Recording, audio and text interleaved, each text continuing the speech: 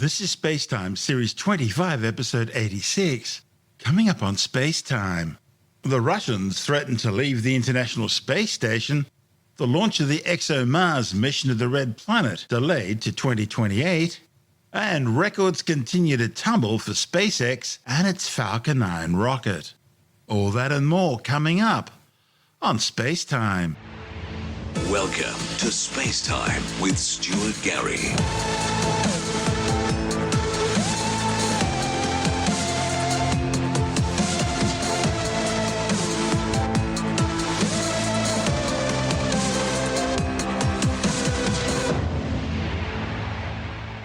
Russia have again announced plans to quit the International Space Station sometime after 2024. Moscow says the Russian Federal Space Agency Roscosmos is already working on its own independent orbital space station. To be called the Russian Orbital Service Station, or ROS, its core module is already under construction at Indonesia and expected to be completed and ready to launch by 2025. However, at that rate, it'll be 2028 before ROS is fully operational, hence the wiggle room in Moscow saying they'll leave the ISS sometime after 2024. Launched in 1998 and involving the United States, the European Space Agency, Russia, Canada and Japan, the $100 billion International Space Station is the most expensive scientific project in human history.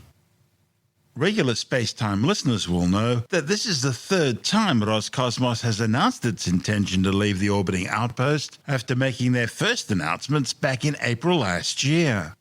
That threat came as tensions between Moscow and the West began soaring over espionage claims, the Russian troop build-up along the Ukrainian border, and the deteriorating health of Russian President Vladimir Putin's imprisoned critic Alexei Navalny. At that time, the Russian Deputy Prime Minister Yuri Borisov said Moscow was considering leaving the International Space Station in 2025 because of the space station's age. A series of air leaks and equipment failures had been plaguing the Russian components of the space station and were gradually getting worse. Russian space engineers were putting the problems down to the wear and tear of the space station due to the harsh space environment. However, an air leak aboard a relatively new Soyuz spacecraft orbital module, and then the catastrophic launch failure resulting in the destruction of a Soyuz rocket carrying crew to the International Space Station, hinted at far deeper problems in Russia's once cutting-edge space industry. The refusal of Russia's firebrand Roscosmos chief Dmitry Rogozin to explain the failures added more distrust to space operations with Moscow. At one stage, the Russians were even suggesting that the leak on the Soyuz could have been caused by a suicidal American astronaut, when it was clearly a quality control issue that originated during construction of the spacecraft itself. Someone had simply drilled a hole in the wrong place and then tried to patch it. Following the Russian invasion of Ukraine in February 2022, the United States and Europe responded by imposing sanctions on Russia, including the removal of payloads from all future Russian spaceflights and refusal to allow Russian rockets from launching from the European Space Agency's Kourou spaceport in French Guiana. Moscow retaliated by halting all operations of the Russian Rosetta X-ray space telescope. It's mounted on the joint German-Russian Spectre RG spacecraft. They also threatened to unilaterally seize control of the German telescope on the Spectre as well, claiming that German officials were all pro-fascist, an echo of their claims a few weeks earlier that the Ukrainian invasion was needed because Ukrainians were Nazis. Moscow then announced plans to develop their own joint lunar space base with the Chinese by 2026. And they also stopped supplying and servicing RD-180 rocket engines for use on American Atlas V boosters. As things continued to heat up, Roscosmos then threatened to let the International Space Station literally fall out of the sky. That was thought to imply the removal of Russian cosmonauts and their Progress cargo ships, which are used to periodically boost the orbiting outpost to higher altitudes as it regularly loses height due to normal orbital decay. The Russian segment of the space station also houses the primary guidance, navigation and control systems. But despite the threats, operations on the space station have continued smoothly, with two new Russian modules, the Nauka Science Module, and the Prikal docking port, both recently added to the orbiting outpost complex. However, the ongoing geopolitical tension surfaced again last month when the European Space Agency confirmed that it had thrown Russia out of the EXO-Mars project, sending a rover to the Red Planet to search for signs of past or present life. The mission was to launch in a matter of weeks.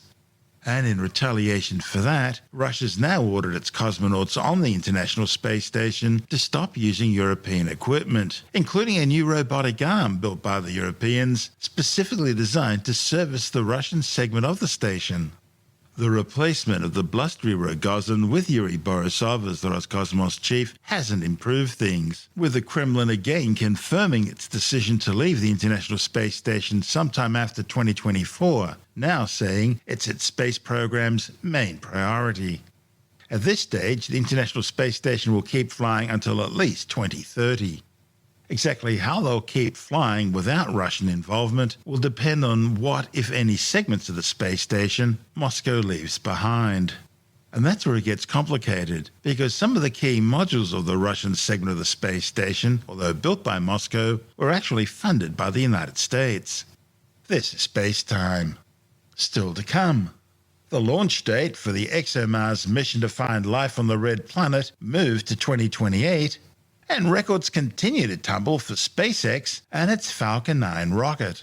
All that and more still to come on SpaceTime.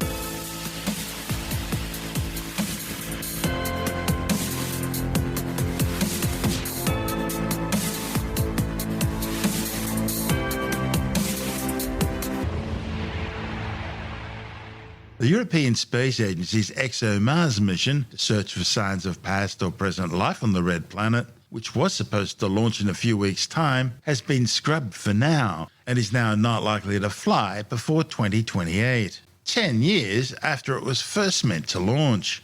Now, as mentioned earlier in the show, this latest setback was caused by Europe's decision to impose sanctions on Russia in response to Moscow's invasion of Ukraine.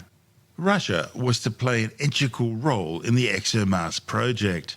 In fact, EXO-Mars would use a Russian Proton rocket to launch from the Baikonur Cosmodrome.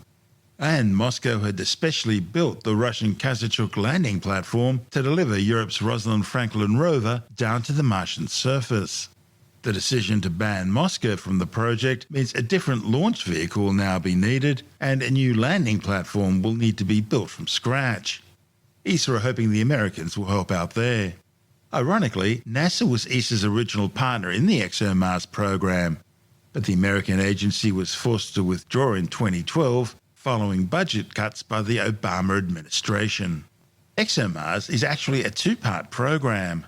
The first part, launched in 2016, placed the Trace Gas Orbiter into Mars orbit and released the Schiaparelli lander, which would descend down to the surface and explore the Meridiani Planum. The orbiter successfully achieved Mars orbit insertion, and it continues today to provide science data about the chemical composition of the upper Martian atmosphere and its interaction with space. The lander was meant to descend down to the surface during Mars's dust storm season, which would have provided a unique opportunity to study a dust-laden atmosphere during entry and descent and to conduct surface measurements associated with a dust-rich environment. However, as the lander descended, it suddenly went silent. And later, NASA's Mars Reconnaissance Orbiter imaged what appears to be a crash site, suggesting a catastrophic failure sometime during the entry-descent landing phase. And that brings us to the second part of the EXO-Mars project. It was originally designed to launch in 2018, 2 years after the first part, but was delayed by financial issues and rescheduling to 2020. Then, a string of technical issues and the COVID-19 pandemic caused further delays, with the second half of this year penciled in as the new launch date. That was until the Russian invasion of Ukraine and the imposition of sanctions against Moscow in response. When it does finally launch, the key component of the second mission will be the six-wheeled Rosalind Franklin rover, which will search for evidence of past or present life on the Martian surface, and importantly, below the surface. You see, the 310-kilogram rover carries a massive 2-metre drill, which can go far deeper into the Red Planet's soil than the drills on either NASA's Curiosity or Perseverance rovers. and that allows it to collect samples from much deeper down, to places where any samples of past or present life on Mars are far more likely to have survived the bombardment of radiation and cosmic rays from space. However, in order for the project to work, scientists need to ensure that anything they do find on Mars is in fact Martian, and not some contamination actually brought to Mars from Earth. And so, as construction of the rover advances, extra stringent precautions are taken to ensure every step along the way is contamination-free. Every screw, every structural beam, every silicon chip needs to be kept sterile. This has meant construction of the rover needs to be undertaken in one of the cleanest places on Earth. And that's where the clean room comes in. It's among the cleanest places on the planet, much cleaner than any standard hospital operating theatre, thanks to filtered air, application of rigorous cleanliness procedures, and workers who remain fully shrouded in bunny suits. The Rosalind Franklin rovers spent 18 months being put together at Stevenage in the UK before departing for Airbus's plant in Toulouse, France, where environmental testing was undertaken to confirm it's ready for the harsh environmental conditions of Mars. This report from ESA-TV's Nadija Vicenti. Welcome to Stevenage in the United Kingdom. This is the location where Airbus have been building spacecraft for over 50 years. Now they have another crucial project in their hands. The EXo-Mars rover, also called Rosalind Franklin, is getting its pieces together in a specially designed clean room. Let's have a look at what they are doing.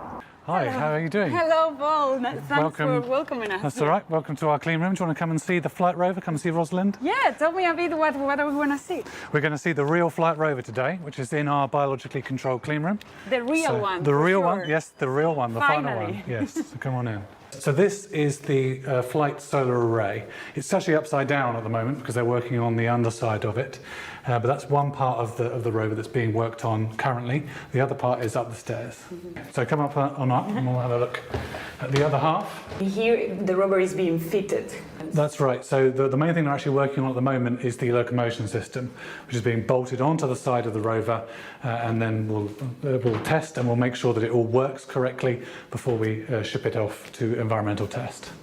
Probably the main thing that makes this particular integration unique is the planetary protection elements. So whilst we have tested different models of all the equipments talking to each other before, never have we had to do it with all the constraints of all the planetary protection and the cleanliness we need to ensure throughout the process. The goal of EXO-Mars is to find life on the surface, and more specifically under the surface of Mars. And that means that we absolutely cannot take anything organic with us. So that informs things like material choices. So the wheels on the rover, for example, are metallic rather than being made of rubber. But that also means that when people are working on it, they must not in any way organically contaminate the rover. And I heard that the humans are the main biohazard here. Yeah, by far and away, yes. The dirtiest thing the rover will encounter throughout this process, unfortunately, are the humans working on it. So to be very, very careful in the way that they do work on it, the dress they have to the garments they have to wear, and how they actually go about working on the flight rover. We shed like millions of particles or skin flakes every day in 24 hours. So now compare these millions every day to 9,800 spores that is the value of delivery after all the integration, after 1 year of integration and few months of testing. So this gives you a little bit the level of challenge that we have. What is planetary protection? Why we are doing it? The objective of planetary protection is to avoid what we call forward contamination, which is basically contamination coming from Earth to another planet, in our case Mars. And this is mainly to avoid what we call false positive. A false positive is when our search for life instruments will detect life, but there is uncertainty if that type of life is indigenous in the planet or is coming from Earth because we contaminated the instrument. This is the changing room where we're going to get dressed to enter our BioClean facility. ExoMars. Well, the thing is we need to get dressed a little bit more careful. We need to wear sterile garments, and I'll show you in a minute how to do this. Okay, so the approach will be from the top to the bottom. So we will start putting our sterile gloves on because we have a sterile face mask. So to handle the mask, we need to put sterile glove. So if you sneeze in the area, what you should do is leave the area, and then depending on the the amount of sneeze that you have, you can even be escorted out.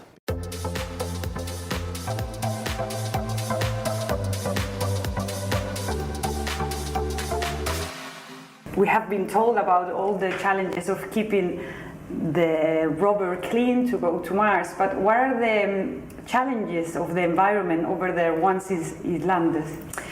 One of the big things about Mars is that it's very, very cold there, but also that the temperature fluctuates quite dramatically day to night. So you've got to survive in this very cold environment.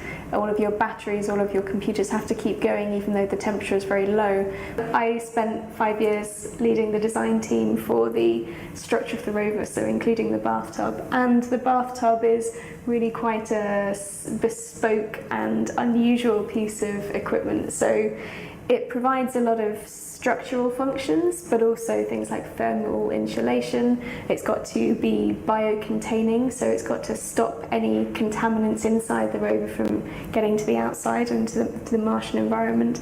But also it's going to be one of the first carbon fibre structures on Mars. What is this little thing here next to the drill? So just on the side we have the Kloopy, which is the close-up imager, and that's one of the ways that we're going to look at the sample that we're bringing into the drill and detect whether there's anything interesting there, any microfossils or any interesting kind of chemical structures in our rock. What is this? What you have here? This is what we call the Mars yard. The Mars yard? The Mars yard. It is a simulation of the surface of Mars. We have a test rover, as you can see on the surface there, and we run it around on the surface, testing the different capability and the limitations of the rover we have. Let's have a look. Yes. Wow.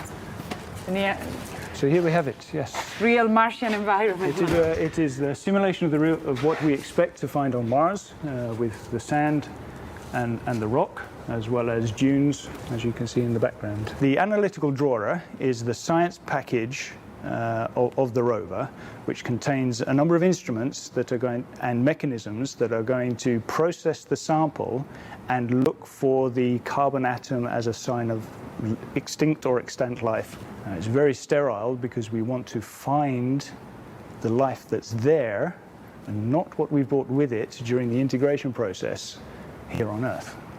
I've been involved in Mars missions for quite a while, and it interests me, the specialist and the constraints of putting something on Mars and the ability to answer the question of whether there's life on another planet. It's all getting integrated together, and you know that hardware that you once just dreamed of and was once just an idea in your head is now physically a reality, and it's actually going to another planet. I mean, that's pretty cool. Be standing in front of the one that's actually really going to go.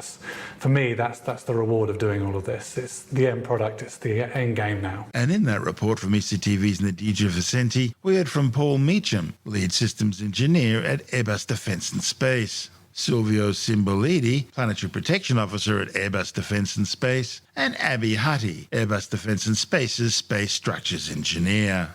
This is SpaceTime. Still to come, records continue to tumble for SpaceX and its Falcon 9 rocket.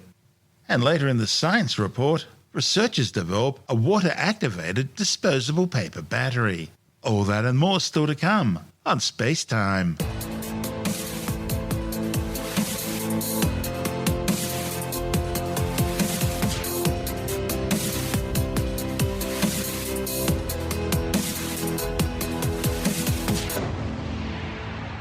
SpaceX has set a new launch record with its latest Starlink satellite mission. The mission from Space Launch Complex 39A at the Kennedy Space Center in Florida was the company's 33rd launch this year and the 6th in 1 month. The flight aboard a Falcon 9 rocket successfully deployed all 53 of the 260-kilogram broadband satellites into orbit. The rocket's core stage then successfully returned to Earth, landing 9 minutes after launch on the drone ship a shortfall of Gravitas, which had been pre-positioned downrange in the North Atlantic Ocean. The launch came just days after another Falcon 9 Starlink mission carried 46 satellites into orbit from Space Launch Complex 4 East at the Vandenberg Space Force Base in California. That flight, the 32nd this year, broke SpaceX's previous record of 31 launches in a single calendar year, set in 2021. The launch vehicle's first stage then returned safely to Earth, landing on the drone ship Of Course I Still Love You, which had been pre-positioned downrange in the North Pacific Ocean. The mission had been delayed by several days because of poor weather conditions after the original launch was aborted with just seconds to go because of heavy fog. The mission was also SpaceX's second Starlink launch from Vandenberg in less than 12 days. SpaceX have now launched some 2,858 Starlink satellites, with plans to eventually have a constellation containing over 30,000 of the spacecraft. This is SpaceTime.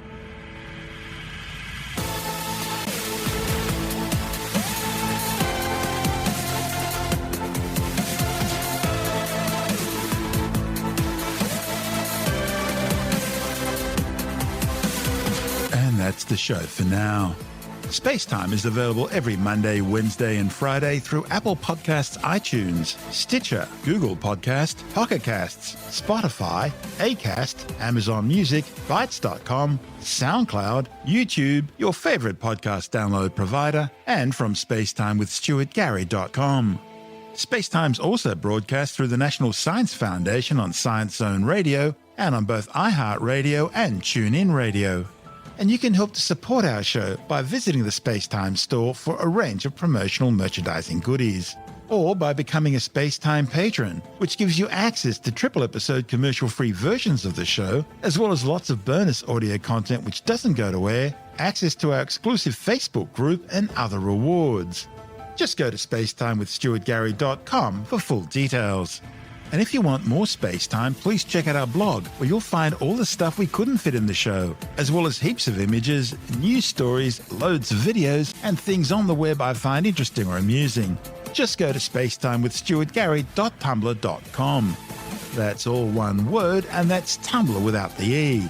You can also follow us through @StuartGary on Twitter, @SpaceTimeWithStuartGary on Instagram, through our SpaceTime YouTube channel, and on Facebook, just go to facebook.com/SpaceTime with Stuart Gary. And SpaceTime is brought to you in collaboration with Australian Sky and Telescope magazine, your window on the universe. You've been listening to SpaceTime with Stuart Gary. This has been another quality podcast production from Bytes.com.